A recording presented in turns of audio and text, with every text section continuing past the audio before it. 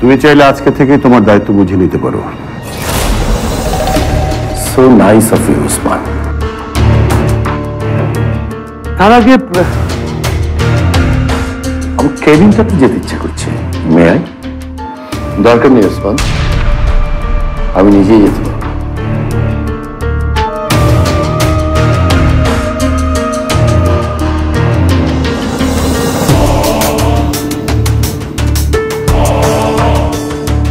আপনি হঠাৎ করে এরকম একটা সিদ্ধান্ত নিলেন আর আমাদেরকে একবার ইনফর্ম করলেন না।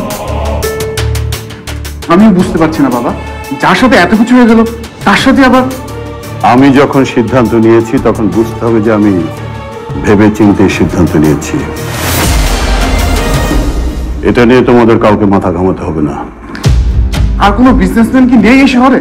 ওনাকে কেন নিতে হবে? তার উপরে আপনার চেয়ার, আপনার কেবিন সবকিছু ছেড়ে দিচ্ছেন ওনার জন্য। কেন বাবা?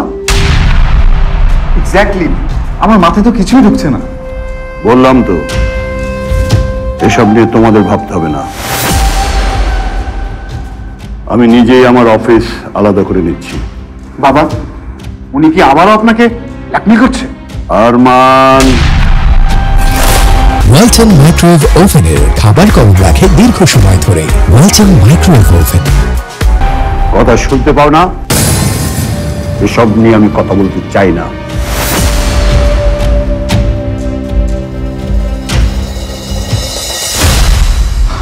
বাবা, আমাদের হাতে কিন্তু অনেকগুলো অপশনস আছে। মানে আমরা যে অর্ডারগুলো পাচ্ছি সেগুলো থেকে তো আমরা অ্যাডভান্স টাকাও পাবো, আর সেই সাথে ওয়ার্কাররা ডাবল শিফট কাজ করবে। লাগলে আমি নিজে থেকে মনিটর করব। বাবা প্লিজ প্লিজ, আপনি রহমান আঙ্কেলকে আমাদের কোম্পানি থেকে বের করে দেন বাবা। হ্যাঁ বাবা, আমিও এখানের সাথে একমত। বাবা, ফান্ডিং নিয়ে আপনি কোনো চিন্তা করবেন না, সেটা কোনো না কোনো ভাবে ঠিকই ম্যানেজ হয়ে যাবে।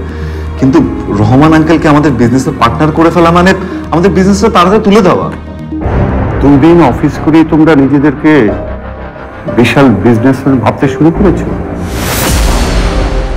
আমার ভাবতে অবাক লাগছে, আমার সিদ্ধান্তের উপরে তোমরা কথা বলছো কিভাবে? তোমাদের কি মনে হয় আমি এমনি এমনি সিদ্ধান্ত নিয়েছি? অবশ্যই না। কিন্তু বাবা, ওনাকে বিজনেস পার্টনার করলে তো আপনার উপর থেকে সবাই ভরসা হারিয়ে ফেলবে। ইভেন অফিসের সবাই ডিমোটিভেটেড হয়ে যাবে। আর উনি কেমন আপনি তো জানেনই বাবা, দেখা যাবে অফিসের সবার স্যালারি বকে রয়ে গেছে। দুজন কান খুলে শুয়ে রাখো। এই কোম্পানিতে কাজ করতে হলে রহমানকে মালিক হিসাবে ট্রিট করতে হবে সবাইকে।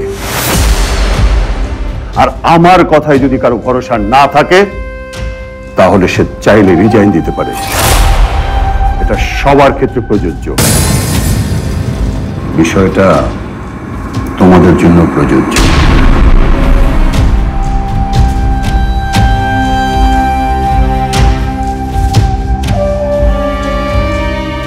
কি করবি এখন? আমরা কি শয়তান লোকটার সাথে কাজ করবো? বাবা তো বলেই গেলেন কি করতে হবে। আমি রিজাইন দিচ্ছি।